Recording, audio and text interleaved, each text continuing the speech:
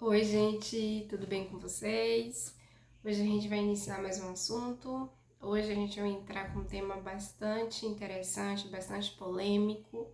Mas de antemão eu queria dizer aqui para vocês que a gente vai desfazer aqui muitas mentiras, muitos enganos e muitas heresias que existem acerca desse assunto, acerca desse tema, tá bom? E então eu peço a vocês que vocês assistam lá o vídeo anterior, ao vídeo do número 7. Já falei para vocês que não tem nada de misticismo ali, apesar do título. Ali é tudo nas escrituras e aquele vídeo, ele conecta aqui com esse vídeo também, tá bom? Hoje a gente vai falar, esse vídeo já tá preparado, esse slide já tá preparado há algum tempo, alguns dias, mas eu não pude entregar para vocês antes, eu tô atrasada aí um pouco, por alguns motivos, mas eu iria falar sobre apenas uma realidade, no que diz respeito a esse assunto, que era a realidade física, mas hoje eu vou falar para vocês acerca de duas realidades, tá bom? A realidade física e a realidade espiritual. Então peço que vocês tenham paciência, né? Vamos exercitar aí a virtude, o fruto do Espírito, que é a paciência, porque o conhecimento ele é uma construção. Então eu peço que vocês tenham paciência aqui, porque eu vou conduzir a vocês a esse assunto, a esse tema, para que vocês consigam enxergar a verdade, que a verdade, né, adentra aí o ser de vocês, tá bom? Então vamos lá. Vamos entrar nesse tema? Vamos? Eu acho que vocês já ouviram falar da frase assim, que diz assim: mas daquele dia e hora ninguém sabe, nem os anjos do céu, mas unicamente meu Pai. Na verdade, não é uma frase, é uma fala que se encontra lá em Mateus 24:36 e ela foi dita por Jesus, pelo próprio Cristo. E aí você pode estar se perguntando, tá, se a hora e o dia ninguém sabe, o que essa menina vai falar a respeito desse tema, né? E, e, e eu, eu penso assim que esse tema, que é um tema assim, que ele tá baseado, né? A gente tá falando aqui sobre o fim dos tempos, a gente tá falando sobre escatologia, que basicamente estuda, né, os eventos do fim. É um tema que poucas pessoas se interessam, né? Até mesmo os cristãos, eles não se interessam. E os que não são cristãos, eles até se ofendem com esse assunto, porque eles acham que quando a gente fala a respeito desse tema é porque a gente quer que eles larguem a vida deles, o trabalho deles, a expectativa deles, os sonhos deles, os planos deles, né? Para que a gente se renda a Jesus ali unicamente esperando a vinda de Cristo. E não é isso, tá bom? Continuem fazendo aquilo que vocês fazem, continuem o trabalho que vocês trabalham, continuem na expectativa, nos sonhos que você tem, continuem na vida que vocês têm, né? Mas esse tema, esse assunto, é mais para vocês ficarem mais atentos, mais vigilantes acerca dos eventos do fim. E porque lá em 1 Coríntios, eu vou até ler para vocês aqui, e diz assim, ó, 1 Coríntios, capítulo 3, versículo 8, diz assim: porque se a trombeta der hora incerto, quem se preparará para a batalha? Então, basicamente, o que a gente vai fazer aqui é isso, é emitir um som certo, tá bom? Porque se você tá ali em preparação de batalha, se você está ali, né, com rumores de uma batalha ali, com rumores de guerra, e você não sabe a hora de você entrar nessa guerra, você provavelmente você vai perder essa guerra, tá bom? Então a gente tem que estar atento ao tempo do fim e digo mais ainda, né? Não só atento, vigilante mesmo, porque a palavra de Deus diz que nos últimos dias os santos, né, se santificariam mais, os impuros, né, eles ficariam mais impuros ainda. Então isso é uma forma também da gente se santificar ainda mais, né? Querer viver um nível maior de santidade, tá bom? Então, vamos lá, já falei demais. Então, eu iniciei com o versículo que se encontra em Mateus 24, mas eu vou mostrar para vocês que o próprio Cristo, ele, apesar de ter falado isso, que o dia e hora ninguém sabe, ele também, ele fala sobre da gente compreender o fim, tá bom? E esse versículo, ele começa da seguinte forma, ele começa assim: os discípulos, né, questionam Jesus acerca dos sinais do tempo do fim. Os discípulos chegam perto de Jesus e questionam, ele diz assim: mestre, qual será o sinal da tua vinda, do tempo do fim? E aí Jesus diz assim, ó: acautelai-vos, fiquem calmos, que ninguém vos engane. Ó, engano, mentira, tá bom? Então esse é um tempo que vai parar que paira muita mentira, muito engano. E ele diz assim, porque muitos virão em meu nome, tá bom? Em nome de quem? Em nome de Cristo, tá bom? E dizendo que era o Cristo, vão enganar muitos, olha o engano novamente. E aí ele cita uma lista de coisas que vão ocorrer no tempo do fim. Ele fala de guerras, ele fala de fome, ele fala de nação se levantando contra a nação, reino contra reino, pestes, terremotos em vários lugares. Mas aí ele diz assim, ó, mas todas essas coisas são os princípios das dores. Só que em seguida ele torna a falar mais coisas. E aí ele começa, como se estivesse falando de duas etapas, ele fala assim, então, vos vão de entregar para ser atormentados e vão matar vocês serão odiados de todas as nações por causa do meu nome, né? A gente sabe que isso já estava acontecendo. Nesse tempo muitos serão escandalizados, uns vão trair os outros, uns se odiarão, surgirão muitos falsos profetas e enganarão a muitos. Olha o engano novamente. Então, é um tempo onde o homem será entregue a si mesmo, né? Um tempo de muita inveja, muita malícia, muita traição, muita mentira. E aí, gente, no finalzinho, ele cita a parábola da figueira. Vamos lá? Mateus 24, 32 e 33, tá bom? Que diz assim: aprendei, pois, esta parábola da figueira. Quando já os seus ramos se tornam tenros e brotam folhas, sabeis que está próximo o verão. Então ele está ali, né, falando ali sobre o tempo da figueira. Um tempo em que a figueira está se preparando ali para poder frutificar, para poder chegar a época ali de ela dar o fruto dela. E aí, em seguida, aí ele fala essa frase: e o céu, ele diz assim, o céu e a terra passarão, mas as minhas palavras não vão te passar. E aí ele diz, né, mas o dia e a hora ninguém sabe, mas unicamente o Pai que está no céu.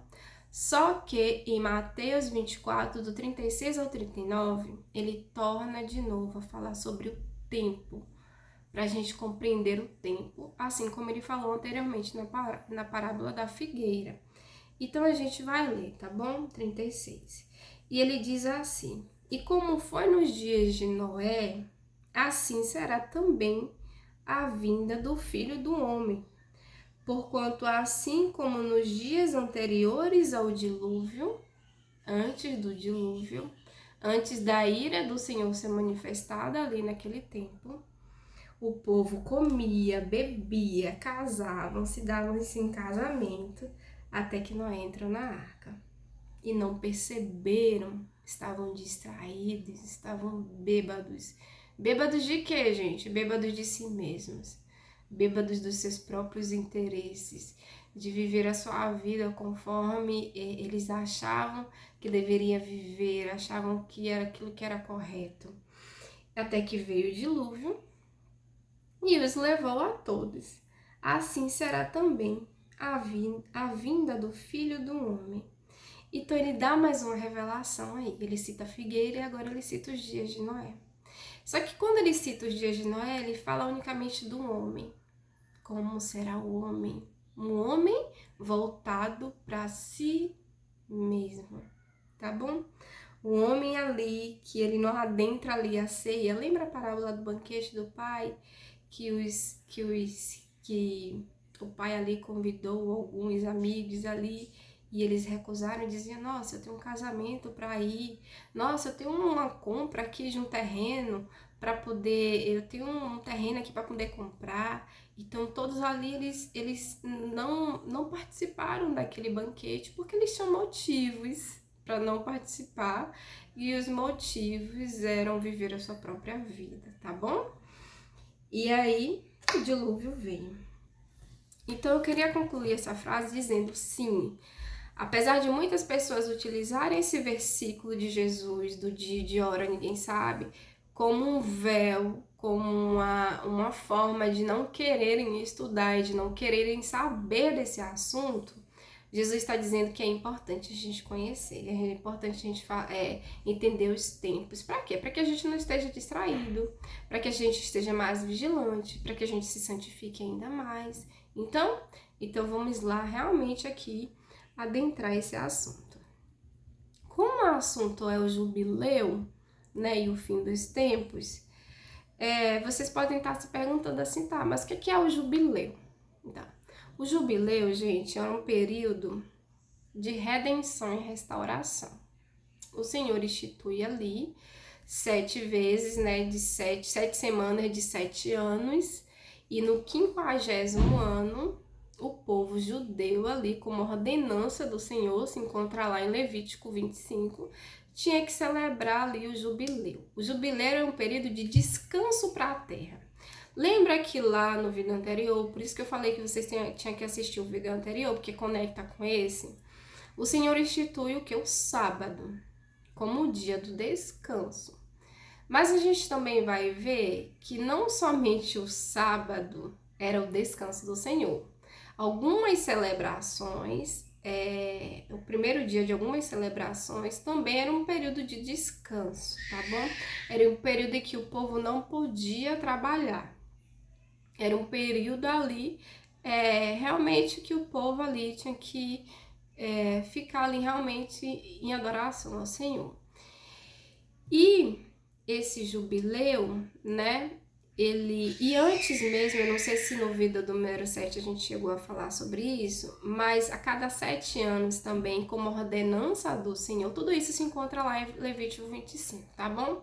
Se vocês quiserem aprofundar o entendimento de vocês, é bom até vocês lerem lá Levítico 25. Então, a cada 7 anos, o que é que Deus ordenou para o povo judeu ali? Que a terra teria que descansar. Então, é o período do Shemitah. Então, a cada 7 anos, a terra descansava, ou seja, a terra descansava na semana, né, no dia, e também no ano, ou seja, no sábado e também no 7º ano. E ali o povo não podia colher, o povo não podia ali semear nada, o povo realmente se alimentava ali daquilo que a terra dava para eles. Era como se o Senhor estivesse anunciando que era o Senhor que sustentava o povo. Era o Senhor que nutria o povo. Porque o descanso, gente, a gente viu também que o descanso, ele aponta para a pessoa de Cristo. Ele aponta também para o caráter, né, de Deus. E esse jubileu é isso. Então, o jubileu é 7 semanas de 7 anos. E no 50º ano se comemora ali o jubileu. O que é o jubileu? Assim como no Shemitah, a cada 7 anos a terra descansava, os escravos hebreus eram libertos, então era um período de libertação, era um período de redenção. E aqui, gente, há algo mais no jubileu, porque as terras eram devolvidas. Olha que incrível, vamos lá. Aqui, então vou ler. Acontece a cada 50 anos... E o período em que o povo e a terra descansam, o período que o povo e a terra descansam. É o momento em que os escravos são libertos e as dívidas são perdoadas. Olha, é um momento de libertação total, tá? Tanto do homem quanto da terra, tá bom? É proclamado em toda a terra com o toque do chofar, tá bom? A terra era devolvida ao seu verdadeiro proprietário. Então ali, gente, se você comprasse a terra, você no 50º ano, você tinha que devolver ela ao proprietário original, tá bom? Isso, o que é que isso revela? Essa lei, ela não permitia que a terra fosse vendida permanentemente, porque a terra pertence ao Senhor. Então era uma forma de Deus anunciar ali, nesse tempo, um tempo do jubileu, um tempo de restauração, de redenção para o homem, para a terra, que a terra era dele, que a terra era do Senhor, que a terra pertencia ao Senhor. Então a terra era devolvida ao seu verdadeiro dono. Então gravem isso, tá bom? De imediato eu peço que vocês gravem isso. A terra, no período de jubileu, ela era devolvida ao seu verdadeiro dono, tá bom? Agora, a gente vai lá para Gênesis, no capítulo 6. E o Senhor diz assim, né? Quando a gente vai ver lá no dilúvio. Lembra que eu li aqui nesse instante com vocês? Que teve dilúvio, que o povo comia, o povo bebia, o povo vivia uma vida para si mesmo, então veio o dilúvio. Só que anteriormente o Senhor dá a voz para Noé, né?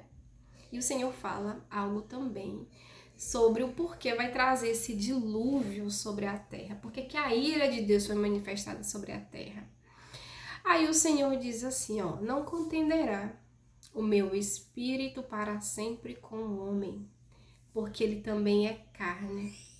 Porém, os seus dias serão de 120 anos. Os homens, gente, a Bíblia diz que os filhos de Deus estavam casando com os filhos dos homens, tá?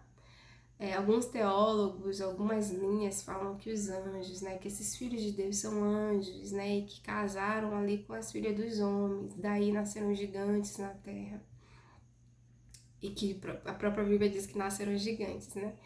Mas, só que Mateus, a gente pode entrar isso outro dia, tá bom? Não vou aprofundar isso com vocês, não.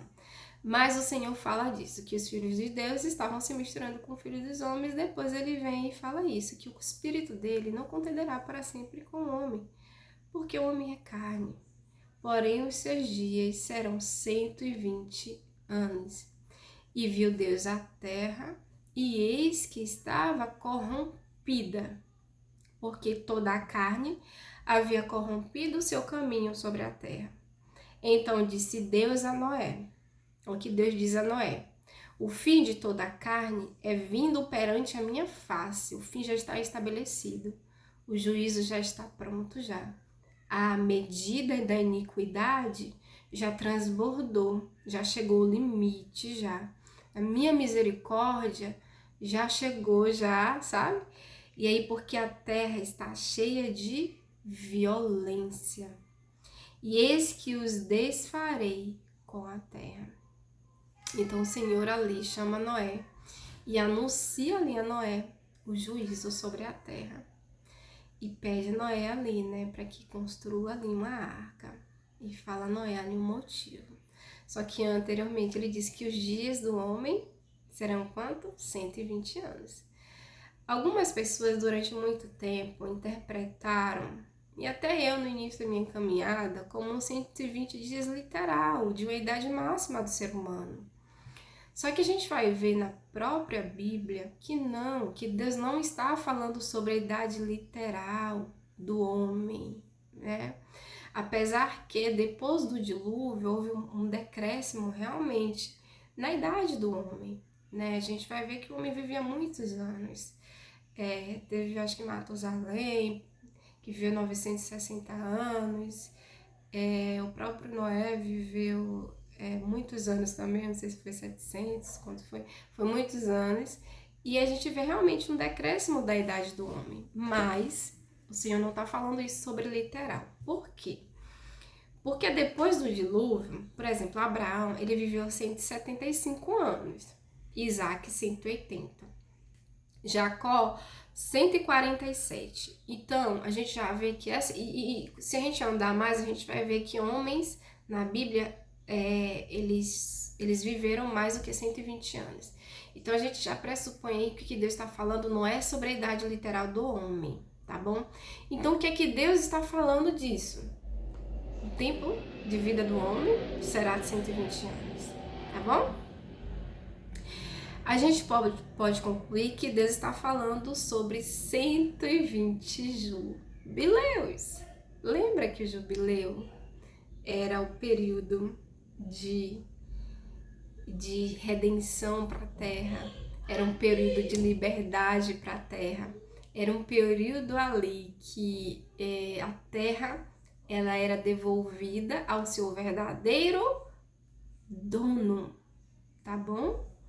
Então, quando a gente, por isso que eu pedi para vocês gravarem isso, a terra é devolvida ao seu verdadeiro dono, talvez vocês já estejam aí sacando o que eu vou falar. Isso é pós o dilúvio, tá bom? Isso é pós a manifestação da ira do Senhor, que a terra é devolvida a Cristo. E a gente sabe que Cristo ele reinará sobre todas as nações, tá bom? Cristo ele reinará sobre todas as nações. A terra pertence a ele. E aí, o que é que Deus está falando? Deus está falando sobre 120 jubileus. E aí a gente pode fazer um cálculozinho, tá bom? Vamos lá fazer um cálculozinho matemático. Se a gente fizer 120, que foi aquele tempo, né, que Deus fala ali a Noé, da idade do homem, e 50 anos, a gente vai dar quantos anos aí? 6.000 anos para a idade do homem. Ou seja, Deus está dizendo o quê? Deus está dizendo que o limite para o tempo do homem seria 6.000 anos. E é incrível, né? Porque a gente sabe que o número 6, ele é repleto de significado. E a gente sabe que o número 6, ele aponta para o homem. Assim como o número 7 aponta para Cristo, a gente viu lá no vídeo passado, o número 6, ele tá apontando ali para o homem. Tanto que tem, né, essa questão também de muitas mentiras acerca do número da besta, o 666, que as pessoas não entendem, mas que tá claro lá no livro do Apocalipse, quando ele disse assim, esse é o número do homem, que lê e entenda. Então, o próprio livro, em seguida, tá dizendo que é o número do homem. Ou seja, é o homem no centro, é uma mentalidade humana ali, que o homem não se submete as leis do Senhor, a vontade do Senhor. Então já falei para vocês aqui, já dei tudo aqui para vocês o que é o 66. Então é isso, gente, tá bom? Então o tempo do homem é 6.000 anos, ou seja, o período de vida do homem será de 6.000 anos. E a gente tem uma cronologia, tá bom?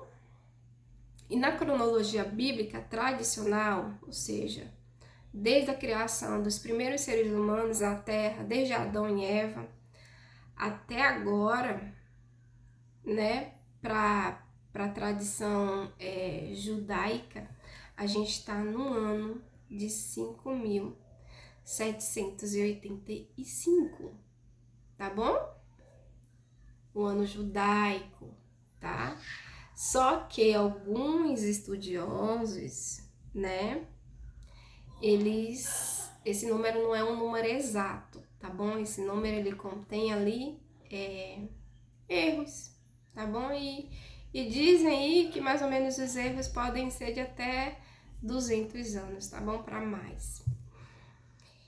Só que a gente vai ver que na cronologia bíblica tradicional, de Adão e Eva até Abraão, foram 40 jubileus, ou seja, 2.000 anos.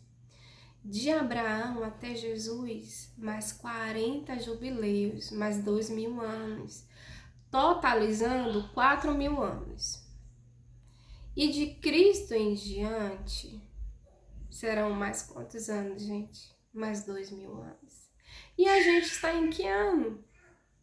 A gente está no ano de 2025. Então não é para ficar alerta, não é para ficar atento, não é? A gente tem um errozinho aí, a gente sabe que Cristo não nasceu, não marcou. Cristo nasceu no ano 4 ou no ano 6 antes de Cristo.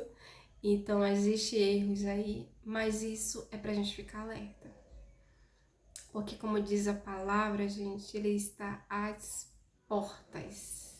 Às portas. Tá muito perto.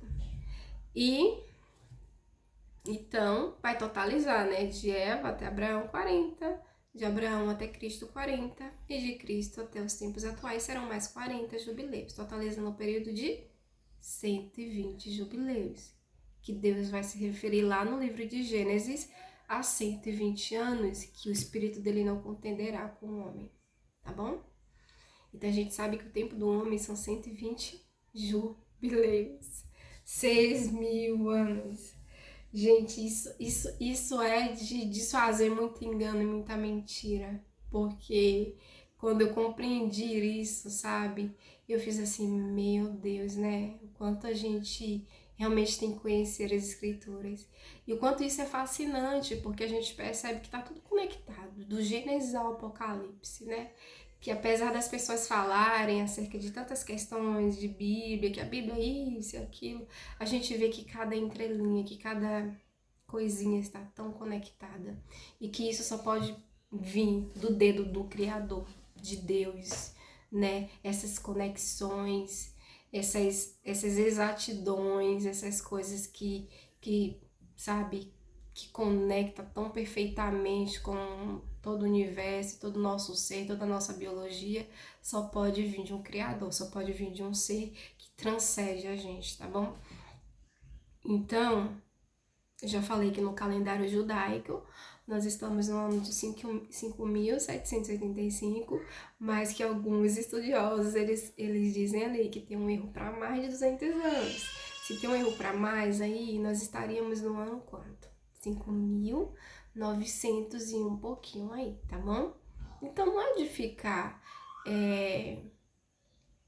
temerosos, vigilantes, gente, porque está muito próximo. E se a gente olhar ao nosso redor, ao sinal, aquilo que Cristo falou na palavra dele sobre o tempo do fim, não tá tudo cumprido? Já não se cumpriu tudo? Sim, sim. Algumas coisinhas, né, acerca do povo judeu, a gente vai ver que ainda precisa se cumprir, tá bom? Algumas profecias. Mas também, gente, que isso não vai demorar, não. Isso não vai tardar, não, tá bom? Vamos lá. Tá. Então, a gente viu que na nossa cronologia a gente está no ano quanto? 2025. Então, nós estamos o quê? No último jubileu, no jubileu do número de 119. E isso, gente, é uma concordância entre todos, tá? É uma concordância realmente entre todos os judeus, tá bom? Quer dizer, na maioria, né? Dos judeus, de que a gente está no último jubileu. E de que Cristo ele viria realmente no jubileu do número 120. E ele viria, gente, no jubileu, tá? De número 120. E a gente sabe que todo ano, ou seja, todo ano, e lá no vídeo do número 7 eu falo isso para vocês, tem as ordenanças, tem as leis do Senhor, tem as 7 ordenanças do Senhor, né? A gente tem as 7 celebrações do Senhor. A gente tem celebrações que já se cumpriram na primeira vinda de Cristo, e a gente tem celebrações que vai se cumprir na segunda vinda de Cristo. E que ficou qual? Ficou as trombetas, a expiação, e ficou ali os tabernáculos, tá? O cabanas. E alguns judeus, alguns rabinos, alguns estudiosos da lei, da Torá, eles dizem que o Messias ele voltará no período da festa do Yom Kippur, da expiação, que é quando o sacerdote se coloca ali diante de toda a nação ali. É quando o sumo sacerdote ali, ele se coloca diante de toda a nação para poder purificar os pecados da nação ali. E no ano do jubileu, que era um ano onde a terra, ela volta para o seu verdadeiro dono. E quem é o dono da terra? Cristo. E Cristo é o dono de todas as coisas, e Ele é o Senhor da nossa vida. Então a gente pode concluir sim, gente. A gente pode concluir que o tempo está próximo, que a vinda de Cristo está próxima, que está muito próxima, que está às portas. E isso torna a vida do cristão mais